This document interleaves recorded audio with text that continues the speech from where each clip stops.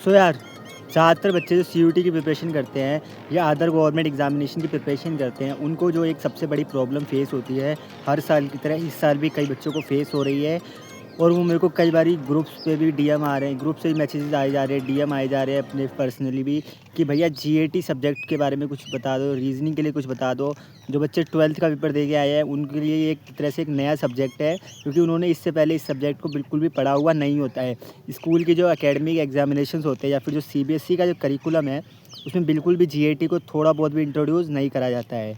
लेकिन जब बच्चा क्लास 12th को पास कर लेता है, उसके ठीक 2 से ढाई महीने या फिर कई बार थोड़े शॉर्ट टाइम के गैप पे आपका सीयूईटी एग्जामिनेशन आ जाता है, जो कि आपको एक अच्छा कॉलेज दिलवाने के लिए सबसे ज़्यादा इम्पोर्टेंट है। लेकिन यार, मेन दिक्कत जो स्टूडेंट्स को आ रही है कि जो रीजनिंग है, जो कि सीयूईटी में जो 1/5 स्कोर को कंट्रीब्यूट करेगा, उसकी हम प्रिपरेशन कैसे करें, उसके नोट्स बनाए ना बनाए, बहुत ही कम टाइम बचा है सीयूईटी एग्ज़ाम्स के लिए, उसके शॉर्ट नोट्स कैसे बनाएं, उसके पीवाईक्यूज़ कहाँ से करें, किस ईयर के पीवाईक्यूज़ करें, कौन से क्वेश्चंस रेलिवेंट है, फ्यूचर में आने वाले क्वेश्चंस कौन से सबसे ज़्यादा इंपॉर्टेंट होंगे हमारे। और साथ ही साथ हमारे जो टेस्ट और क्विज़ेज़ है, उसकी हम फ्रीक्वेंसी क्या रखें, उनको एनालाइज़ कैसे करें और अपनी प्रिपरेशन को कैसे ट्रैक पे रखें। कोई मेंटोरशिप वगैरह का कुछ हो जाता तो थोड़ी और अच्छी हो जाती है हमारी प्रिपरेशन। आपकी इन्हीं सभी प्रॉब्लम्स को ध्यान में रखते हुए हमने एक टेलीग्राम चैनल बनाया है, जहाँ पे ऑलरेडी 50 के आसपास स्टूडेंट जॉइंड हैं, जो कि डेली अपना शेड्यूल टाइम टेबल सब भेजते हैं और फिर रात में कितना कंप्लीट हुआ वो सारा चेक करवाते हैं। साथ ही साथ उनको वहाँ पे एक तरह से गाइडेंस कह लो, आप स्ट्रेटजी कह लो, किस सब्जेक्ट में दिक्कत आती है या किसी टॉपिक में दिक्कत आती है, उनकी डाउट क्लासेस वगैरह, प्लस में साथ ही साथ उनकी जो एक तरह से आप कह लो प्रिपरेशन को जो ट्रैक करने का काम है, वो वहाँ पे करा जा रहा है। उनके सारे के सारे जो वीक टॉपिक्स हैं उन पे काम करवाया जा रहा है, उनसे टेस्ट एनालिसिस मांगी जा रही है। फिर टेस्ट एनालिसिस के अकॉर्डिंग उनको आगे की प्रिपरेशन के लिए जो रास्ता है वो बताया जा रहा है। और अगर आप भी चाहते हो कि आपको भी ऐसी कोई एक कम्युनिटी मिले, जहाँ पे सारे के सारे आपके जैसे एग्ज़ाम्स की प्रिपरेशन कर रहे हो और आपको एक तरह से ग्रुप स्टडी वाली हेल्प मिले या फिर एक मेंटोरशिप मिले जो कि फ्री ऑफ कॉस्ट हो, और आपको अपने ड्रीम कॉलेज या फिर आप किसी भी जॉब की प्रिपरेशन कर रहे हो, आपको ड्रीम जॉब दिला दे, तो आप एक बार डिस्क्रिप्शन चेकआउट करिएगा। बाकी मैं कमेंट्स में भी एक बार पिन कर दूंगा अपने टेलीग्राम चैनल की लिंक। वहीं पे आपको जो है सारे जितने भी मटेरियल है वो सारा का सारा मिलता जाएगा। साथ ही साथ अगर आपको कोई खुद का पर्सनलाइज कुछ स्पेसिफिक मटेरियल चाहिए कि भैया मेरे को इस सब्जेक्ट का ये वाला पीवाईक्यू का दे दो, सीयूईटी का, या इस सब्जेक्ट के इस ईयर वाले क्वेश्चंस दे दो, या फिर इस सब्जेक्ट के लिए हम प्रिपरेशन कैसे करें, इस टॉपिक को लेकर के हम कितना कंफर्म रहे कि आएगा या नहीं आएगा, या फिर इसकी कितनी प्रिडिक्शन है इन चैप्टर्स के आने की, या फिर कोई सा चैप्टर छोड़ना है नहीं छोड़ना है, या कोई सा चैप्टर बिल्कुल ही इंपॉर्टेंट है करना। इन सारे डाउट्स के रिजोल्यूशन के लिए आपका टेलीग्राम चैनल है, ये ओपन फॉर ऑल है। चैट्स भी इसमें ऐसे नहीं है कि सिर्फ एडमिन ही कर सकता है, सारे बच्चे ही कर सकते हैं। आपको जो जो प्रॉब्लम आ रही है उन सभी का सॉल्यूशन दिया जाएगा। टेलीग्राम जो ग्रुप को ज्वाइन करो, और हमारे चैनल की जितनी वीडियोज़ है उससे आप अपना पढ़ने के लिए भी कंटेंट यूज़ कर सकते हो। ऐसा नहीं बोलूँगा मैं कि आप हमारे चैनल से पढ़ो, आपको जहाँ से बेनिफिट होता है वहाँ से पढ़ो। बाकी हमारे चैनल से ये रहता है कि हम जो डेली है ना, जिस टॉपिक की वीडियो डल चुकी है उस वीडियो को भेजते हैं, और उसके रिलेटेड जो पहले प्रैक्टिस के लिए क्वेश्चन है वो देते हैं, फिर उसके बाद पीवाईक्यू प्रोवाइड करते हैं। और ये सारा का सारा हमारे टेलीग्राम ग्रुप के अंदर ही होता है, ये सारी चीज़ें यूट्यूब पे नहीं हो सकती है। इसलिए टेलीग्राम ग्रुप को ज़रूर ज्वाइन करो। अपनी प्रिपरेशन को आप एकदम ही एक ट्रैक पे पाओगे, या अपनी प्रिपरेशन में एक तरह से ड्रास्टिकली एक चेंज पाओगे। इस चेंज को ऑब्ज़र्व भी कर पा रहे हैं अपनी प्रिपरेशन में, पहले के कंपैरिजन में जब वो हमारे ग्रुप का पार्ट नहीं थे। और मुझे डेली अराउंड 10-12 बच्चों के मैसेजेस आते हैं कि थैंक यू भैया, ग्रुप में आपने ज्वाइन करवा लिया, आपने हमारी प्रिपरेशन को ट्रैक पे रखवा दिया।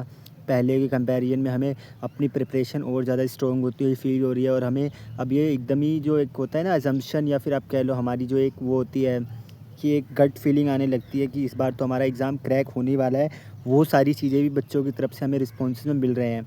तो अगर आप भी ऐसा चाहते हो कि आपकी प्रिपरेशन में एक चार चांद लगे, वो वाली चीज़ें होएं, तो आप जल्दी से जल्दी हमारे टेलीग्राम ग्रुप का पार्ट बन जाइए। और ये ऐसा नहीं है कि ओनली सीयूईटी के लिए, आप किसी गवर्नमेंट एग्ज़ाम की प्रिपरेशन कर रहे हो, या फिर आप सीएम श्री सैनिक स्कूल या आरएमएस की प्रिपरेशन कर रहे हो, आपके लिए भी वो ग्रुप यूज़फुल होगा। बस उसमें ये हो जाएगा कि आप अपने बड़े भैया दीदी जो कि 11th-12th में होंगे या फिर 10th में भी होंगे, उनके साथ भी आप थोड़ा सा एक ग्रुप या फिर कम्युनिटी में पढ़ना स्टार्ट कर दोगे। वो भी कई बारी आपके डाउट रिज़ॉल्व कर देंगे। कई बारी ऐसा भी हो सकता है कि आप अपने बड़े भैया दीदी की हेल्प कर दो, तो वो एक तरह से आपका एक जो एक सोसाइटी टाइप का हो जाता है। जैसे आपका तारक मेहता में होता है ना, वो जो क्या नाम था, गोकुलधाम सोसाइटी, एक वैसी सोसाइटी हो जाती है जिसमें सब एक दूसरे का हेल्प कर रहे होते हैं, एक दूसरे को सपोर्ट कर रहे होते हैं और सारे मिलके एक कलेक्टिवली ग्रोथ को सपोर्ट करते हैं, कलेक्टिवली ग्रोथ की तरफ बढ़ रहे होते हैं। और अब चलते हैं अपने मेन टॉपिक पे, जो कि था हमारा रीजनिंग को लेके। तो रीजनिंग को लेके मैं एक चीज़ बता दूं सबसे पहले, कि जो हमारा रीजनिंग सब्जेक्ट है या फिर जो जनरल अवेयरनेस टेस्ट सब्जेक्ट है, वो सब्जेक्ट अगर आपको मन में ऐसा थोड़ा सा भी अगर किसी यूट्यूबर ने आपके डाल रखा है या फिर आपके आसपास वाले या बड़े भैया दीदी ने या किसी टीचर ने भी अगर आपके दिमाग में ये डाला हुआ है ना कि आपका जो रीजनिंग है या फिर जो जीएटी है वो हार्ड सब्जेक्ट है, तो ये सबसे बड़ा मिथ है या फिर कह लो सबसे बड़ा झूठ है। बस दिक्कत क्या है, आपने उसको अभी पढ़ा नहीं है या फिर आपने उस सब्जेक्ट को अभी उतना टाइम नहीं दिया है। और जिस भी चीज़ को हम टाइम नहीं देते हैं या फिर उसको हम पढ़ते नहीं हैं, तो वो चीज़ हमें ऑब्वियसली टफ़ तो लगती है और एक तरह से हम उससे दूर भी जाते रहते हैं। जैसे मैं अपनी बात करूँ, मेरे पास 11th-12th में पीसीएम भी थी, लेकिन मेरे को पता था कि बायो मेरे से बनेगी नहीं, तो मैंने उसे पढ़ना भी छोड़ दिया था, उसको टाइम देना भी छोड़ दिया था। उसकी वजह से मेरे को वो टफ़ भी लगने लगा। फिर मैं बायो के एग्ज़ाम्स में कैसे पास हुआ वो आपको ही पता है, मेरे को ही पता है। हाँ, तो मेन जो एक वो कह सकते हो आप, जो एक क्रक्स है इस चीज़ का, कि ये है कि अगर आपको किसी भी चीज़ को या किसी भी सब्जेक्ट को या किसी भी टॉपिक को अपना स्ट्रॉन्ग बनाना है, तो सबसे पहली चीज़ है आप उसको टाइम दो। टाइम देने के साथ साथ उसके जो प्रीवियस ईयर क्वेश्चंस है उसको एक बार आप ऊपर से थोरली एक बारी देखते जाओ। देखो ये कैसे क्वेश्चंस हैं, मेरे को थोड़े बहुत हिट कर रहे हैं, चमक रहे हैं, नहीं कर रहे हैं। और कई टॉपिक्स तो रीजनिंग में ऐसे हैं जो कि आप 1 घंटा या 2 घंटा प्रैक्टिस कर लोगे ना, आपसे गारंटेड पेपर में बन जाएंगे। जैसे कि इन टॉपिक्स में आ जाता है आपका, क्या कहते हैं, मिरर इमेज, वाटर इमेज। ये दो तो ऐसे चैप्टर्स हैं, आपने 1 घंटा भी प्रैक्टिस कर लिया ना और आपने समझ लिया कि लो ये टाइम हो रहा है क्लॉक में, उसकी हम अगर मिरर में इमेज लेंगे तो हमारे पास क्या टाइम आएगा। या फिर कई बार हम वाटर में भी इमेज लेते हैं। जैसे अगर मैं थोड़ा बहुत बता दूं, तो मिरर इमेज के लिए आपको हॉरिजॉन्टली उसकी इमेज बनानी पड़ती है, हॉरिजॉन्टल में भी राइट की तरफ। और अगर वाटर इमेज के क्वेश्चन आते हैं तो आपको बॉटम की तरफ जो साउथ वाली होती है उस डायरेक्शन में अपना मिरर लगाना पड़ता है। वैसे ही जैसे जैसे आप क्वेश्चंस करोगे आपको ये चीज़ें समझ में आने लगेगी। और कई बार जो रीजनिंग में वो जो है ना क्वांट्स वाले मैथ्स के भी कुछ क्वेश्चन घुसा दिए जाते हैं। तो उनके लिए जो जो मेन मैं कहूँगा यही कि आप थोड़ा बहुत ना मेंसुरेशन, ज्योमेट्री वगैरह, फिर अलजेब्रा की थोड़ी बहुत अपनी इतनी प्रैक्टिस रखो कि आपके जो मैथ्स के जो बेसिक क्वेश्चन है, जो अगर रीजनिंग में क्वांट्स के क्वेश्चन बन के आते हैं तो आपसे हो जाने चाहिए। और कुछ आपके न्यूमेरिकल एबिलिटी के भी रीजनिंग में क्वेश्चन आ जाते हैं कि आपको 30 तक पहाड़े, 30 तक स्क्वायर रूट्स, 20 तक क्यूब रूट्स और जो भी मल्टीपल्स वगैरह, फैक्टर्स वगैरह या फिर जो भी हमारे टेबल है जो मैंने अभी पहले बताएं, वो सारे टॉपिक पे आपके स्ट्रॉन्ग पकड़ होनी चाहिए। और आपको एलसीएम एचसीएफ भी आना चाहिए थोड़ा बहुत, जो भी निकालते हैं। और ये सब चीज़ें आपको न्यूमेरिकल एबिलिटी के साथ साथ अगर कोई सीरीज़ का क्वेश्चन आता है, कोई वन वर्ड का क्वेश्चन आता है, कोई मिसिंग द नंबर का क्वेश्चन आता है या फिर कंप्लीट द सीरीज़ का क्वेश्चन आता है, ये सारे जो मैथ्स के बेसिक चीज़ें हैं ये आपको उधर भी काम में आ रहे होंगे। अब कई बार रीजनिंग में ऐसा आता है कि हमारा डाइस वाला क्वेश्चन या फिर क्यूब वाले क्वेश्चन भी पूछ ले जाते हैं, या फिर कई बार कैलेंडर में पूछ लेते हैं कि इस तारीख को ये डेट है, तो अगली कोई डेट दे देंगे, उसमें पूछेंगे कि कौन सा डे होगा। तो इन सब के लिए आपको क्या करना पड़ेगा, सबसे पहले कोई वीडियो लेक्चर देखो, उसके बाद उसने कोई डीपीपी वगैरह या प्रैक्टिस क्वेश्चन वगैरह दे रखे हैं तो करो, जैसे कि हम देते ही है। उसके तुरंत बाद आप प्रीवियस ईयर क्वेश्चन पे चले जाओ। ये नहीं कि आप कोई फलाना ठिकाना बुक लगा रहे हो, उसका भी टाइम आपके पास नहीं है। अभी लास्ट टाइम है आपकी एग्जामिनेशन के लिए, तो आप अभी अपने जो मैंने 3 लेयर्स बताई, सबसे पहले लेक्चर देखो, उसके नोट्स बनाओ, क्वेश्चन साथ साथ में सॉल्व करो। सेकंड नंबर पे उसने कोई प्रैक्टिस क्वेश्चन या डीपीपी दे रखी है उसको आप सॉल्व करो। थर्ड नंबर पे आप अपने पीवाईक्यू वगैरह लगाओ।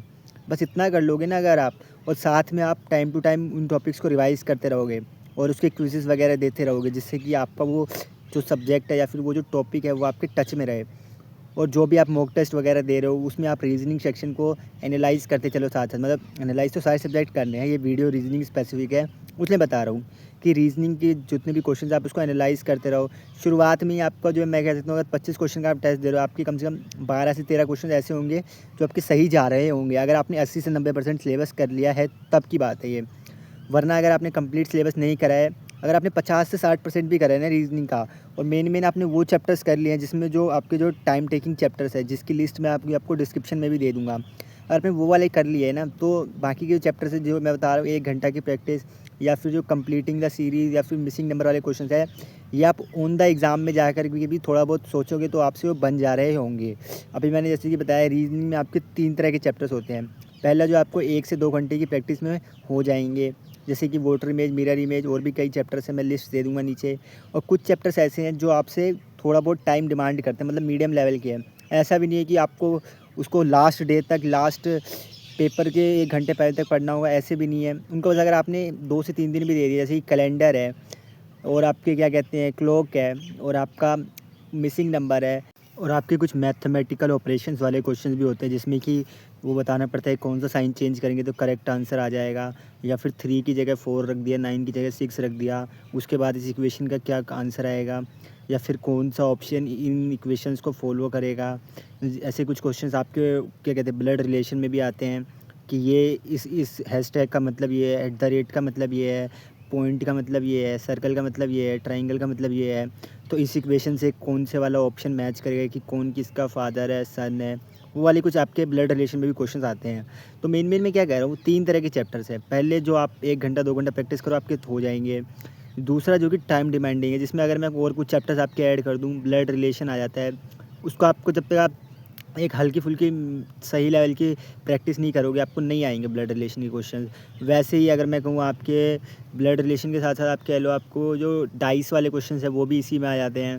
साथ-साथ में आपके सिटिंग अरेंजमेंट, रैंकिंग के क्वेश्चंस भी इसी लिस्ट में आ जाते हैं, जो कि आपसे थोड़ी बहुत प्रैक्टिस डिमांड करते हैं। लेकिन अगर आपने ये जो मीडियम लेवल के चैप्टर्स अगर आपने इनकी प्रैक्टिस कर ली और आपने टाइम टू टाइम क्विज़ेस दिए और इसको आपने टच में रखा, साथ ही साथ टेस्ट में आपके जो भी टॉपिक्स ख़राब हो रहे हैं या फिर जिनके आपके क्वेश्चन गलत जा रहे हैं, उनको एक बार आपने एनालाइज़ करके उन पे थोड़ी बहुत और प्रैक्टिस करके उनके कंसेप्ट रिवाइज़ करके अगर आपने उन टॉपिक्स को धीरे-धीरे सही करना सीखा, तो फिर आपको आपका जो मेन एग्ज़ाम है उसमें ज़्यादा दिक्कत नहीं जाने वाली है। इसके बाद आ जाते हैं हमारे तीसरी कैटेगरी के चैप्टर्स, जिनको रीज़निंग में टफ़ चैप्टर्स कहा जाता है। मतलब रीज़निंग ओवरऑल सब्जेक्ट खुद में तो ईज़ी है, लेकिन रीज़निंग में भी जो है ना कुछ क्वेश्चंस ऐसे होते हैं, जैसे जो टॉपर्स भी होते हैं उनके 25 में से कुछ 23 से 24 क्वेश्चन सही होते हैं।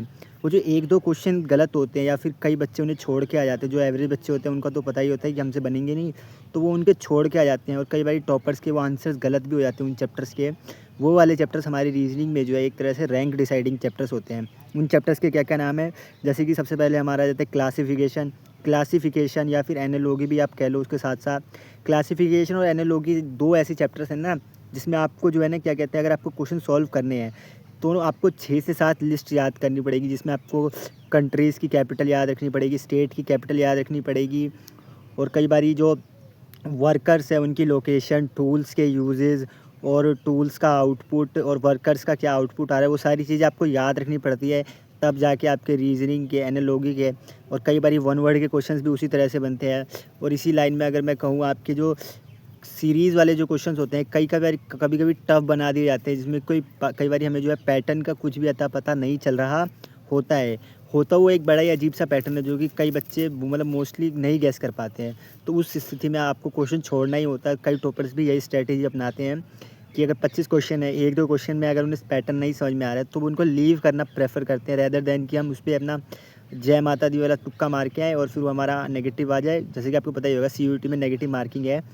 तो उससे बचने के लिए जितने भी रीज़निंग के टफ़ चैप्टर्स हैं जो कि मैंने बताए, और इनके साथ-साथ में जैसे कि हमारे जो रीज़निंग में काउंटिंग फिगर्स वाला क्वेश्चन होता है, वो 90 टू 95% बच्चों को नहीं दिख रहा होता है कि मतलब 35 ही फिगर्स है या फिर 34 है या फिर 33 है या फिर 36 तो नहीं है। कुछ बच्चे तो इसमें एक अजीब ही दिमाग लगाते हैं कि जो ऑप्शन में सबसे ज़्यादा है वही हमारा आंसर होगा। मतलब मैंने भी शुरू के टाइम्स में जब मैं 9th-10th में था, मैंने 9th-10th में रीज़निंग पढ़ ली थी और मेरी 9th-10th में इतनी स्ट्रॉन्ग हो गई थी कि मेरे फुल ऑन फुल आ रहे थे एक तरह से। जिसकी वजह से मुझे फिर बड़ी क्लासेस में हेल्प हुई। जैसे कि अगर मैंने आगे सीयूईटी वगैरह प्रिपरेशन करी, उसमें मेरा एक ठीक-ठाक लेवल पहले से ही बना हुआ था। जैसे अभी कुछ जो बच्चे अगर कोई जो सीयूईटी की वीडियो देख रहे हो, अगर उन्होंने सीएम श्री या सैनिक स्कूल या आरएमएस की प्रिपरेशन करी होगी, तो वहाँ से उन्हें बेनिफिट मिल रहा होगा। जैसे मैंने जब अपने टाइम पे करी थी, तो मैंने एनटीएससी के लिए करी थी और उसी साल से एनटीएससी बंद हो गया। तो मुझे लगा इसका तो कोई यूज़ ही नहीं है, मैं तो ऐसे ही फालतू में पढ़ा। लेकिन फिर वो धीरे-धीरे आगे डॉट्स कनेक्ट हुए। स्टीव जॉब्स की जो लाइन है, you can always connect the dots going backward. उस टाइम पे नहीं समझ में आ रहा था, लेकिन अब जब बाद में जब एग्ज़ाम्स दिए तो समझ में आया कि वो सब्जेक्ट कितना हेल्पफुल रहा मेरे लिए। और आज उस सब्जेक्ट की मैं वीडियो बना रहा हूँ, पढ़ाने वाली वीडियोज़ भी बन रही है और ये गाइडेंस स्ट्रेटजी वाली वीडियोज़ भी बन रही है। सो वो चीज़ कहीं न कहीं मेरे को हेल्प तो कर रही है, ऐसा नहीं है कि वो एकदम ही बेकार हो गया। सो वही है, आप कई बारी आप चीज़ें करते जाते हो, उस टाइम पे आपको नहीं समझ में आता है कि हम ये किस लिए कर रहे हैं।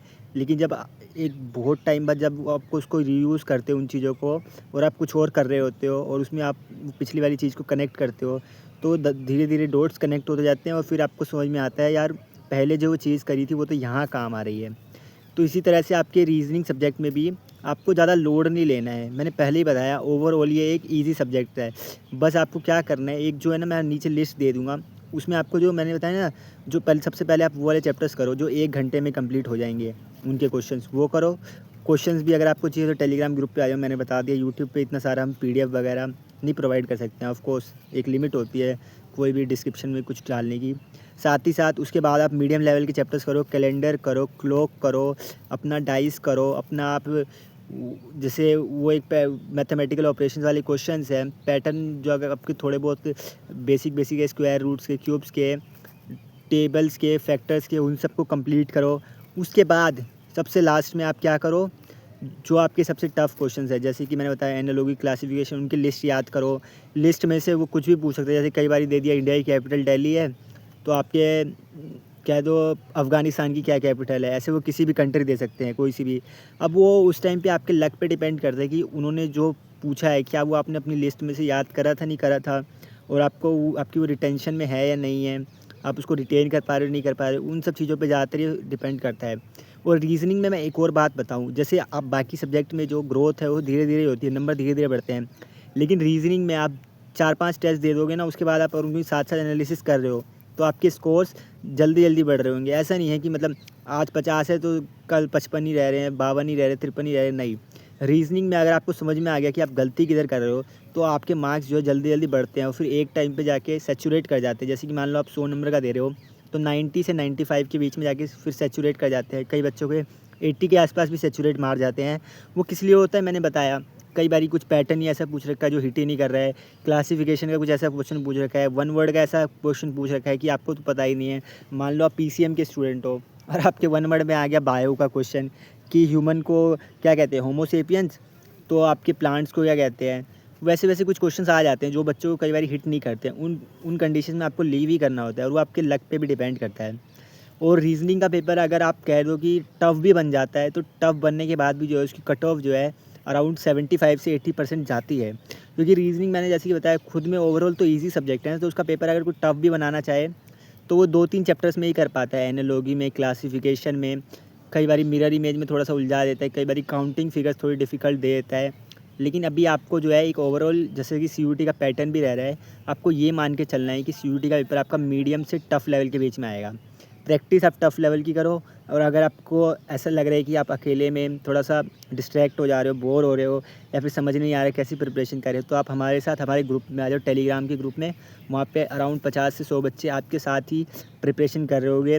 कि संगति का असर पड़ता है, तो जब आप ग्रुप पे देखोगे इतने सारे बच्चे पढ़ रहे हैं, अपना डेली अपना टाइम टेबल शेड्यूल भेज रहे हैं, उसको कंप्लीट कर रहे हैं, डेली जो शीट्स दी जा रही है, मटेरियल दिया जा रहा है उसको सॉल्व कर रहे हैं, और अपनी तरफ से भी कुछ-कुछ चीज़ें माँग रहे हैं, किसी टॉपिक से वीडियो माँग रहे हैं, तो आपको एक तरह से वो फोमो फ़ील होने लगेगा। कई लोग कहते हैं कि फोमो फ़ील नहीं करना चाहिए, लेकिन कई-कई जगह आपको फोमो फ़ील करना एक अच्छा होता है आपके लिए एक तरह से।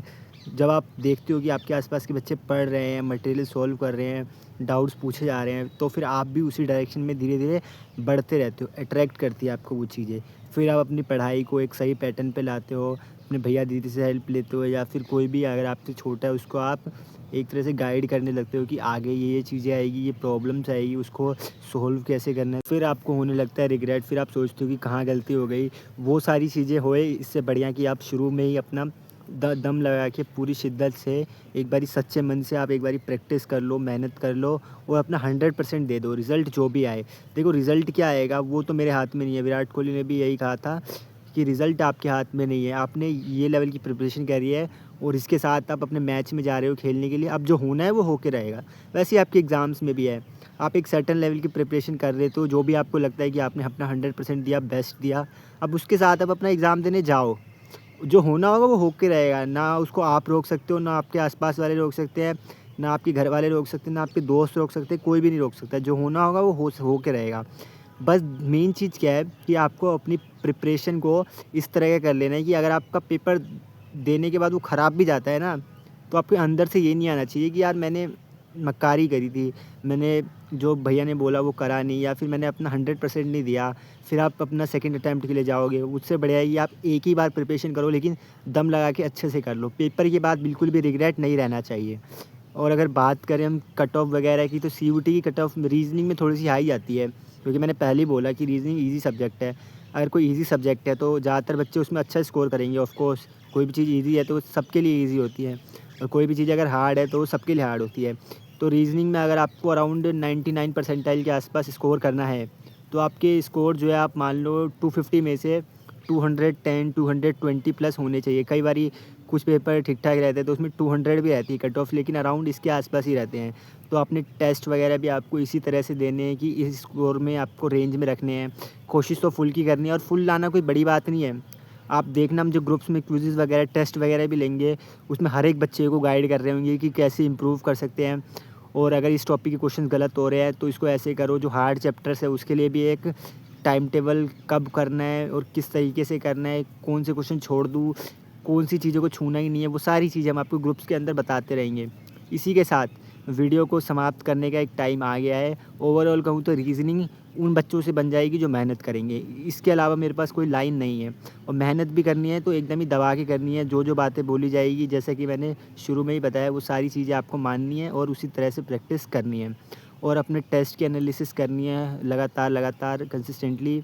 और उन टेस्ट की एनालिसिस को हर अगले टेस्ट से जाने से पहले देखना है। ये कई टॉपर्स की स्ट्रेटजी है, जो ज़्यादातर टॉपर्स यूज़ करते हैं अपने टेस्ट में कैसे मार्क्स इंप्रूव करने के लिए। कई बच्चों को ये डाउट होता है, वो यही तरीका है कि एक टेस्ट दिया, उसमें ख़राब नंबर भी आए, उसकी एनालिसिस करे, अगले टेस्ट में जाने से पहले उसको देखा। वही चीज़ें आपको भी करना है। फिर आप भी अगर एवरेज हो या बिलो एवरेज भी हो, कोई टेंशन की बात नहीं है, आप टॉपर्स वाली लिस्ट में आ जाओगे। बस आपको जो बातें बताई जा रही है वीडियोज़ में, ग्रुप्स पे, या फिर जो आपके टीचर्स भी बता रहे हैं, बस उन बातों को एक बारी मानना होता है। हम क्या करते हैं, अपना प्लान बनाने लगते हैं, अपनी एक नई कहानी गढ़ देते हैं कि ऐसे-ऐसे होगा, अपना ही स्ट्रैटेजी बनाने लगते हैं। मैं ऐसा नहीं कह रहा बच्चों की स्ट्रैटेजी काम नहीं करती है, लेकिन वो बहुत ही एक कम परसेंटेज होता है जिनकी स्ट्रैटेजी काम करती है। अब वो आप हो या ना हो, वो तो आपको, मेरे को भी नहीं पता, आपको भी नहीं पता है। तो इससे बढ़िया क्या है, जिन्होंने उन एग्ज़ाम्स में अच्छा कर रखा है, जैसे हम हैं और मेरी जितने भी टीम के मेंबर्स हैं, सारे के सारे सीयूईटी के टॉपर्स हैं। ऐसा नहीं है कि हम कहीं से भी आ गए हैं, हमने ऑलरेडी बहुत सारे एग्ज़ाम्स में अच्छा कर रखा है। उसका जो क्रक्स है, उसका जो एक्सपीरियंस है, वो हम आपको वीडियोज़ के थ्रू या ग्रुप पे, या जो भी एजुकेशनल वीडियो आती है पढ़ाई वाली, उन सब में देते हैं।